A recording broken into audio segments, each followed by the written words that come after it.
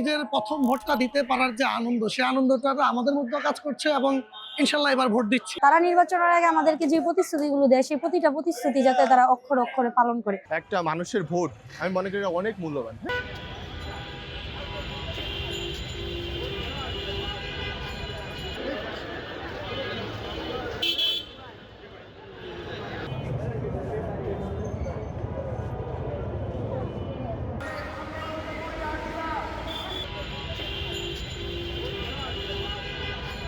আমি 2021 সালে ভোটার হয়েছি, কিন্তু আজ পর্যন্ত আমি ভোট দিতে পারিনি, কারণ ফ্যাসিস্টরা আমাদের সেই ভোটটাকে নির্বাচনের মাধ্যমে করতে দেয়নি। তো সেক্ষেত্রে আমরা কখনো ভোট দিতে পারিনি। এবছর আমরা অবশ্যই নির্বাচনে ভোট দিব এবং আমাদের যে প্রার্থী তাদেরকে আমরা জয়লাভ করবো, এটাতে আমরা অনেক খুশি এবং অনেক আনন্দিত। খুবই খুবই উৎসাহিত লাগতেছে, কারণ নতুন ভোটার যেমন তেমন বিষয়টা হচ্ছে এটা আমার প্রথম ভোট।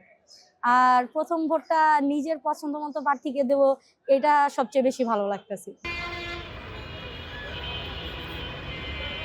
আমরা যদি আমাদের বয়সের হিসাবটা করি, তাহলে আমরা যখন ভোটার হই তারপরে হচ্ছে ভোট দেওয়ার ওরকম পরিবেশ কিংবা সুযোগ হয়ে ওঠেনি, ঠিক আছে? তো এবার হচ্ছে ভোটের একটা ভিন্ন আমেজ আছে, যেহেতু সবগুলো রাজনৈতিক দল এবারের ভোটে অংশগ্রহণ করছে।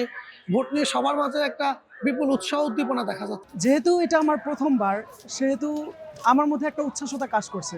নিজের পছন্দ মতো প্রার্থীকে আমি নির্বাচন করতে পারছি, নিজের ভোটার অধিকার প্রয়োগ করতে পারছি, এই জিনিসটাই আমার বেশ ভালো লাগছে।